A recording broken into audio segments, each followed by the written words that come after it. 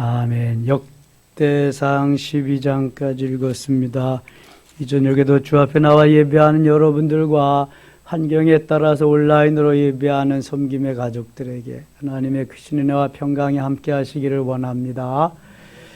역대상은 아담으로부터 바벨론 포로의 귀환까지를 다루는 족보가 나와서 그것으로 시작이 됩니다. 그리고 주로 다윗의 일대기, 다윗의 사역을 역대상에서 말씀하고 있습니다. 이미 다윗은 사무엘상의 절반, 사무엘하 전부, 역대상 전부를 이 다윗의 사람됨, 하나님의 사람됨, 다윗의 사역됨, 이거에 대해서 계속해서 말씀합니다. 성경에서 가장 많은 이름이 나오는 사람이 다윗입니다. 그리고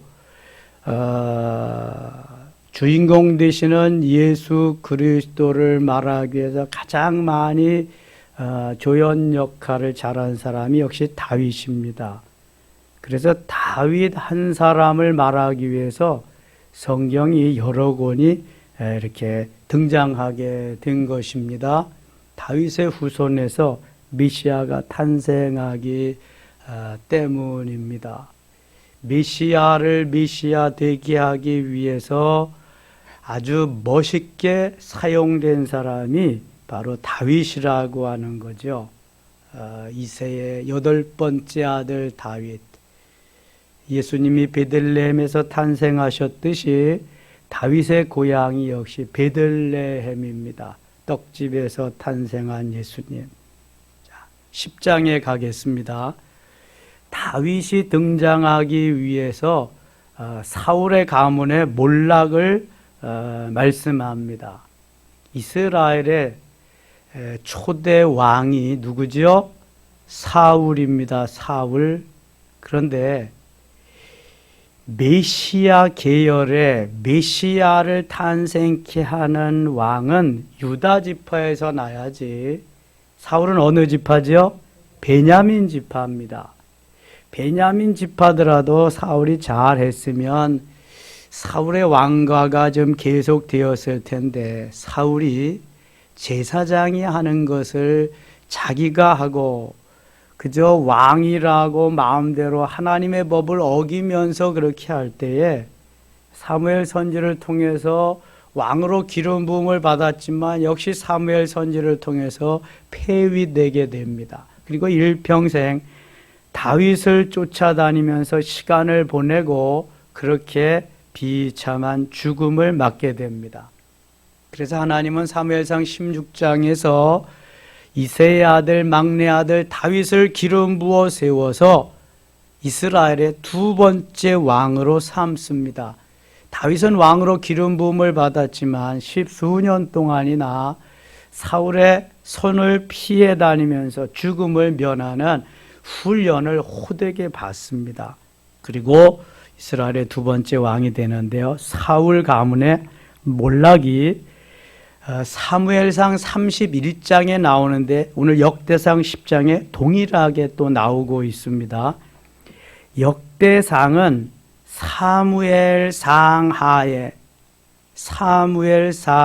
주로 사무엘상하에 나와 있는 이야기들이 역대상에 나와 있고 그 다음에 열왕기 상하의 내용이 역대하에 나와 있는데 북이스라엘은 그 빼고 남쪽 유다만을 그 왕들을 열왕기서에서 나오는 남쪽 유다의 왕들을 역대하에서 다루고 있습니다. 자, 10장에 블레셋 사람들과 이스라엘이 싸우더니 블레셋이 이스라엘을 쳐들어오고 전쟁하는 것은 너무 흔한 일입니다. 이스라엘 사람들이 블레셋 사람들 앞에서 도망하다가 길보아 산에서 죽임을 당하여 엎드려지니라. 이 사무엘상 31장 사건입니다. 블레셋 사람들이 사울과 그 아들들을 추격하여 블레셋 사람들이 사울의 아들 요나단과 아비나답과 말기스와를 죽이고 요나단은 좀 더 살아도 참 좋았을 텐데 같이 블레셋과의 전쟁에서 전사합니다. 세 아들이 다 죽습니다. 그리고 시원치 않은 아들 무비보셋만 하나 남게 돼서 그 무비보셋이 다윗 왕가에서 다윗의 상에서 죽을 때까지 이렇게 함께 먹고 마시는 요나단을 생각해서 다윗의 배려로 그렇게 되게 됩니다.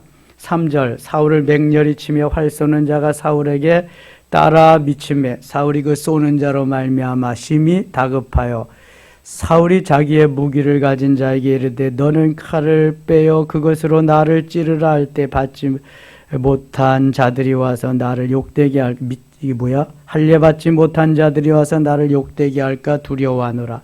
그러나 그의 무기를 가진 자가 심히 두려워하여 행하기를 원하지 아니하며 사울이 자기 칼을 뽑아서 그 위에 엎드려지니 무기 가진 자가 사울이 죽는 것을 보고 자기도 칼에 엎드려져 죽으니라.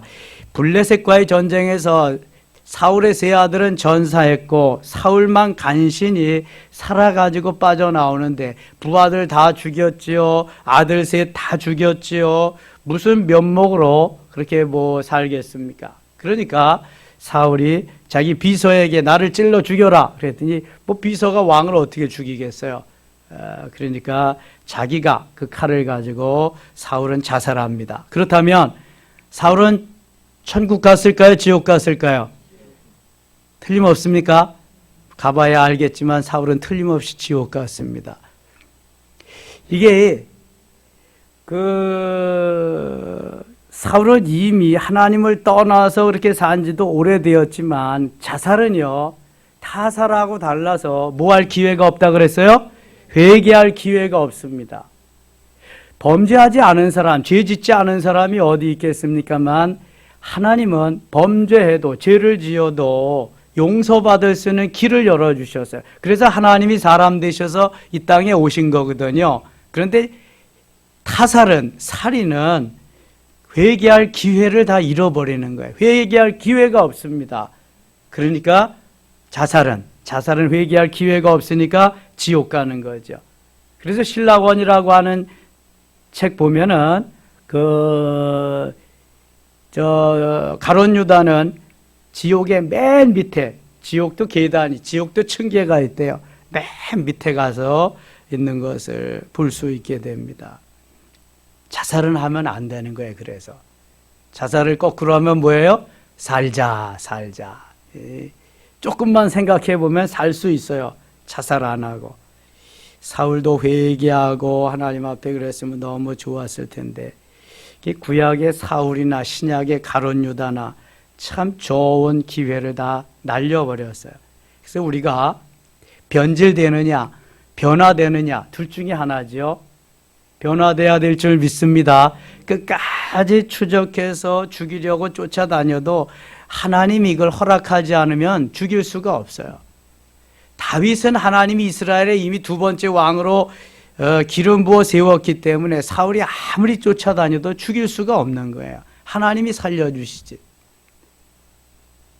그러니까 하나님의 말씀을 순종하고 살아야지 그렇지 않으면은 사는 법이 없어요. 무기 가진 자가 사울이 죽은 것을 보고 자기도 칼에 엎드려져 죽으니라. 비서도 자살하고 말하세요. 6절 이와 같이 사울과 그의 세 아들과 그 온 집안이 함께 죽으니라. 사울 가문의 몰락을 말씀합니다. 한 가문의 몰락은 다른 가문의 또 일어남을 의미하고 있습니다.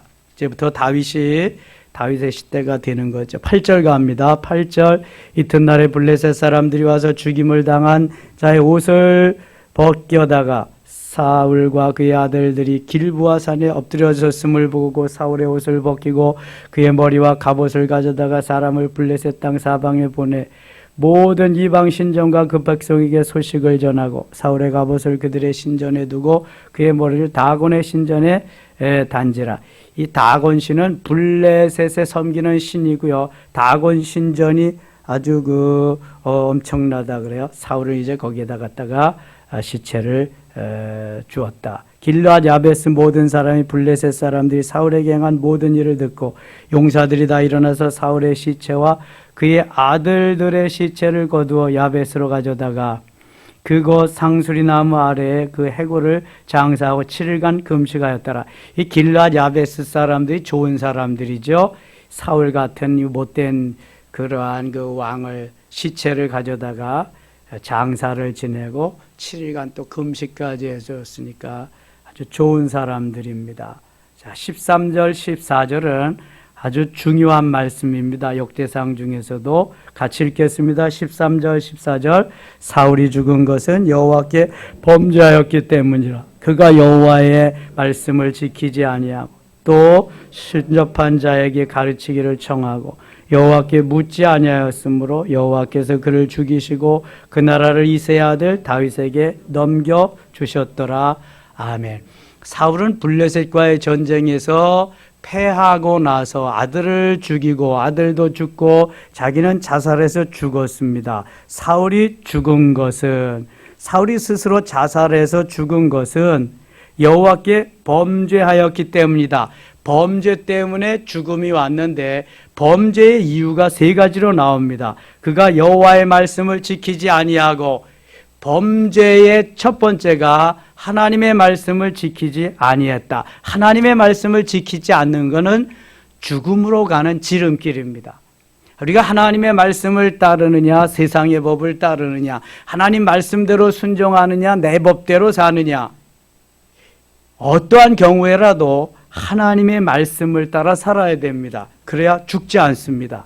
사울이 죽은 것의 첫 번째 요인이 하나님의 말씀을 지키지 아니했기 때문에, 하나님의 말씀을 순종하지 않았기 때문에, 왕위에 가서 폐위된 것도 하나님의 말씀대로 살지 않았기 때문에, 사무엘 선지가 7일 동안을 기다리라, 내가 와서 제사를 드리라 그랬는데 적군들을 쳐들어오고 아니 그냥 기다리던 선지자는 안 오고, 그래서 사울이 제사를 지렸는데 7일은 7일인데 훌로 7일을 기다리지 않아서 사무엘 선지가 이 일로 인해서 왕위가 이제 더 이상 오래 가지 못하리라 하면서 폐위 선언을 합니다.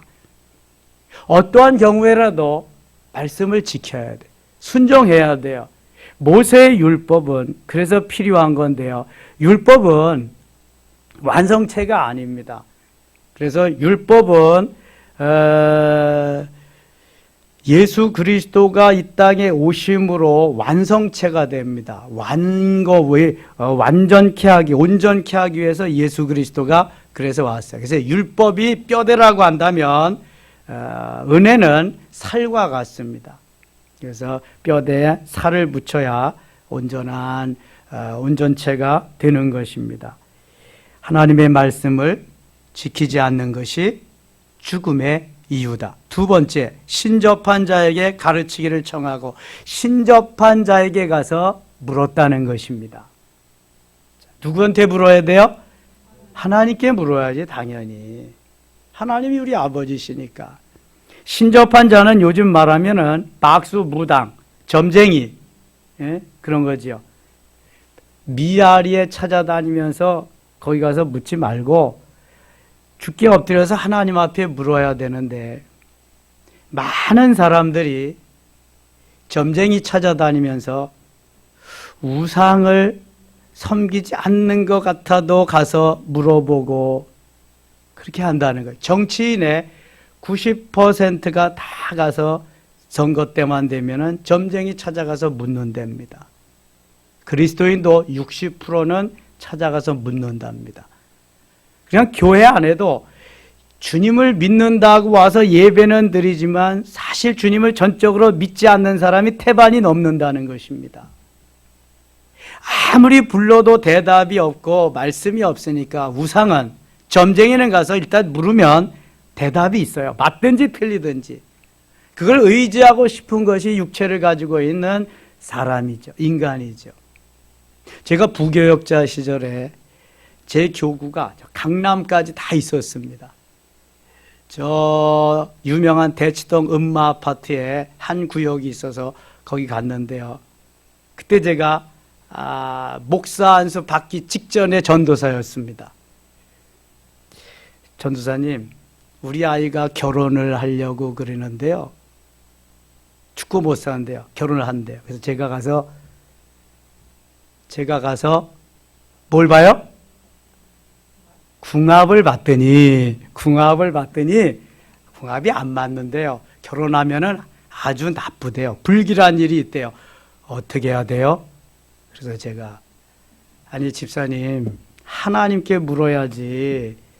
아니 거기 가서 그걸 물어서 어떡하려고. 지금 딸하고 사위 될 사람은 죽고 못 살고 이미 다 결혼하기로 약속을 하고 다 그렇게 했는데 아니 점쟁이가 결혼하지 말라고 그랬다고 결혼 안 시킬 거예요?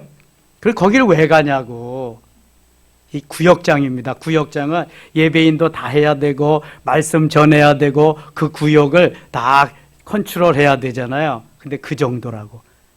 큰 교회인데 그 사람만 그럴까요? 여러분 60%가 점치러 다닌대. 60%가 무려 그리스도인 중에서 구원의 확신이 있는 사람이 15%밖에 안 된대잖아요. 진가민가 그냥 반신반의하는 사람이 20%, 65%는 구원의 확신이 없이 그냥 다닌대잖아요. 그냥 보세요. 코로나라고 교회 안 나오는 사람이 태반이잖아요. 왜 못 나와요? 죽을까 봐 못 나와.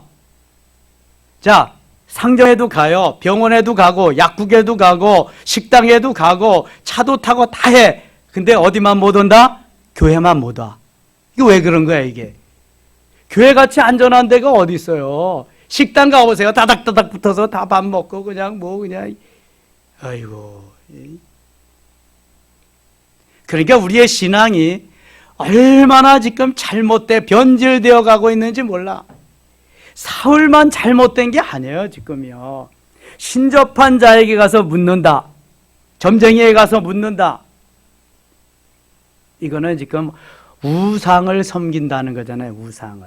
현대판 우상은 뭐예요? 하나님보다 더 사랑하는 게 현대판 우상이에요. 하나님보다 내 생명을 더 사랑하는 거야. 나를 더 사랑하는.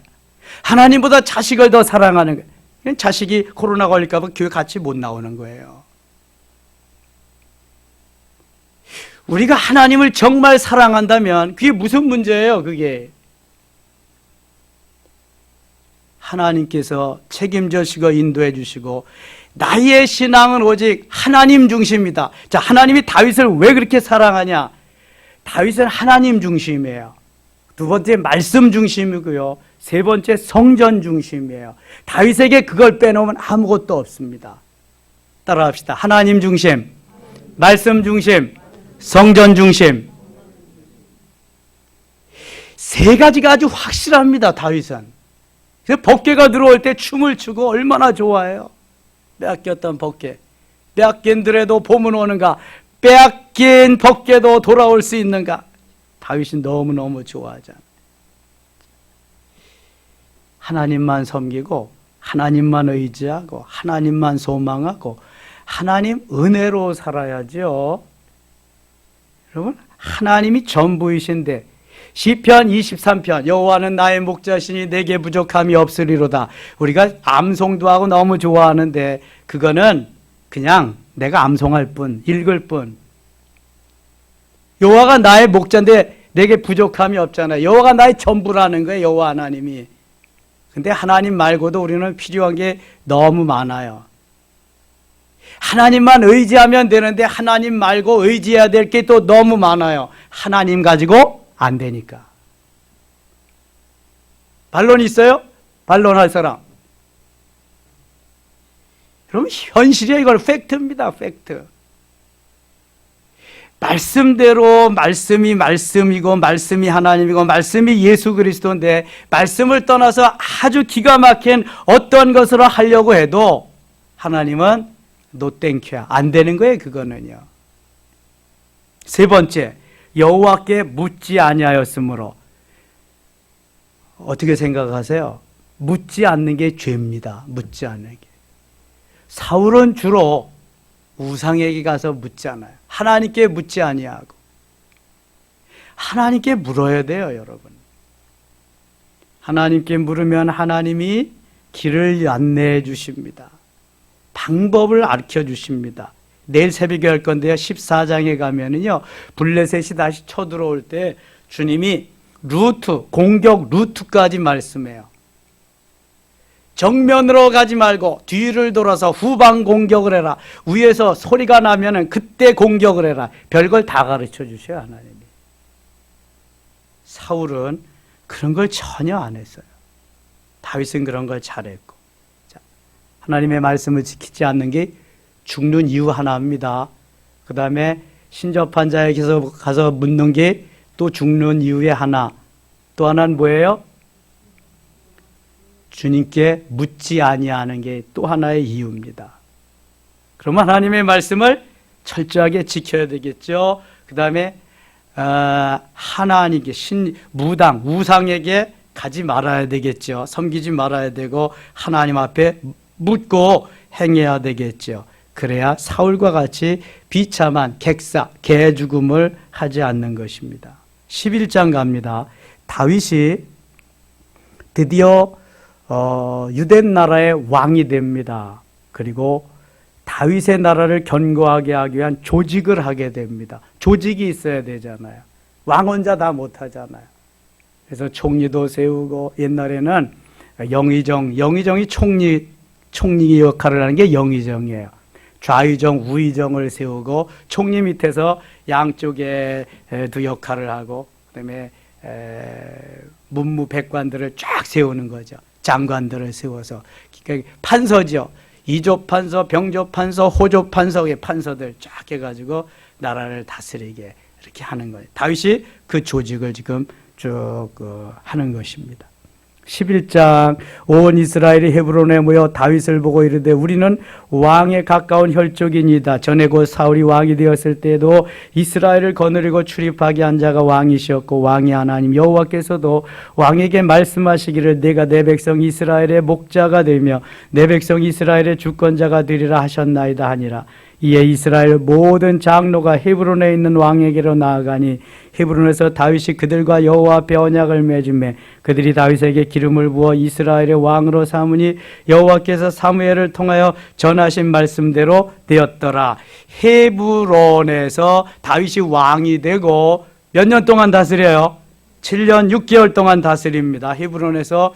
그 다음에 이제 예루살렘을 점령하고 있는 기브온 족속을 몰아내고 쫓아내고 거기에서 도읍을 정하면서 33년을 거기에서 다스리게 됩니다. 4절 다윗이 온 이스라엘과 더불어 예루살렘과 여부수에 이르니 여부수 땅에 주민들이 거기에 거주하였더라. 여부수 원주민이 다윗에게 이르기를 내가 이리로 돌아오지 못하리라 하나 다윗이 시온 산성을 빼앗았으니는 다윗성이더라. 그때까지 이제 이방 민족이 그 여부수 민족이 그 차지하고 있던 그것을 빼앗아서 예루살렘. 그래서 드디어 이제 다윗이 그동안 쫓아내지 못했던 그 이방족을 쫓아내고 거기를 다윗성, 이게 바로 예루살렘입니다. 거기에 도성을 정하고 거기에 이제 도읍해서 나라를 다스리게 됩니다. 6절 다윗이 이르되 먼저 여부수 사람을 치는 자는 우두머리와 지휘관으로 삼으리라 하였더니 수르의 아들 요압이 먼저 올라갔으므로 우두머리가 되고, 요압은 그래서 다윗의 군대 장관이 됩니다. 요즘 말하면 국방장관이 되죠. 국방장관. 다윗이 그 산성에 살았으므로 무리가 다윗성이라 불렀으며 다윗이 밀로에서부터 두루 성을 쌓았고 그 성의 나머지는 요압이 증수하였더라. 9절 같이 읽겠습니다. 만군의 여호와께서 함께 계시니 다윗이 점점 강성하여 가니라. 사무엘 하에서 가장 많이 볼 수 있는 말씀이에요. 만군의 여호와께서 함께 계시니 다윗이 점점 강성하여 가니라. 하나님이 함께 하시기 때문에 강성해 가는 거예요. 하나님이 함께 하시기 때문에 이기게 하시는 거예요. 하나님이 함께 하시기 때문에 형통하게 되는 줄 믿습니다. 요셉은 종으로 팔려가서 종살이 하는데도 형통하게 하셨고, 감옥 생활하는데도 형통하게 하셨고, 13년이 지난 어느 날 하나님이 그 큰 세계 최고의 나라 애굽의 2인자, 사실은 1인자 총리로 만들어 주십니다. 하나님이 함께 하셔서 하나님이 강하게 하시고, 하나님이 함께 하셔서 하나님이 형통케 하시는 줄 믿습니다. 다윗이 바로 하나님이 함께하는 사람이다. 뭐 다윗만 하나님과 함께 하겠어요? 하나님이 우리와 함께 하신다는 말을 네 글자로 뭐라 그래요? 임마누엘. 하나님은 오늘도 우리와 함께 하시는 임마누엘의 하나님이심을 믿습니다. 임마누엘의 하나님. 잊지 마세요. 임마누엘. 12장 가겠습니다. 12장. 다윗이 기스의 아들 사울로 말미암아 시글락에 숨어 있을 때 그에게 와서 싸움을 도운 용사 중에 든 자가 있었으니, 자, 이게 베냐민 지파에서 다윗을 도운 용사들을 쭉 여기 열거하고 있습니다. 쭉 열거하면서 그 다음에 23장에 가면 다윗의 군사들이 나옵니다. 다윗의 군사들. 다윗을 도와서 전쟁이 나면은 나아가서 즉시 싸울 수 있는 그러한 군대를 다윗이 이제 쭉 편성해 놓는 거죠. 38절 가겠습니다. 이 모든 군사가 진영을 갖추고다 성심으로 헤브론에 이르러 다윗을 온 이스라엘 왕으로 삼고자 하고 또 이스라엘의 남은 자도 다 한 마음으로 다윗을 왕으로 삼고자 하여. 이게 다윗은 사무엘상 16장에서 사무엘 선지로부터 왕으로 한번 기름 부음을 받고 저 헤브론에서 또 그 작은 인원들과 함께 왕으로 세움을 받고 또 예루살렘에 와서 전체 통일 왕국의 이렇게 그 왕으로 한번 또 기름을 받고 이렇게 합니다. 39절. 무리가 거기서 다윗과 함께 사흘을 지내며 먹고 마셨으니 이는 그들의 형제가 식물을 준비하였습니다. 또 그들의 40절 읽고 마칠게요. 또 그들의 근처에 있는 자로부터 이사갈과 스불론과 납달리까지도 나귀와 낙타와 노새와 소에다 음식을 많이 실어왔으니 곧 밀가루와 과자와 무화과 과자와 건포도와 포도주와 기름이요 소와 양도 많이 가져왔으니 이는 이스라엘 가운데 기쁨이 있음이었더라. 아멘. 내일 월삭 기도회를 해야 되기 때문에 오늘 좀 빨리 마치고 청소하고 이렇게 가려고 합니다. 기도하겠습니다. 하나님 아버지 은혜를 고맙습니다.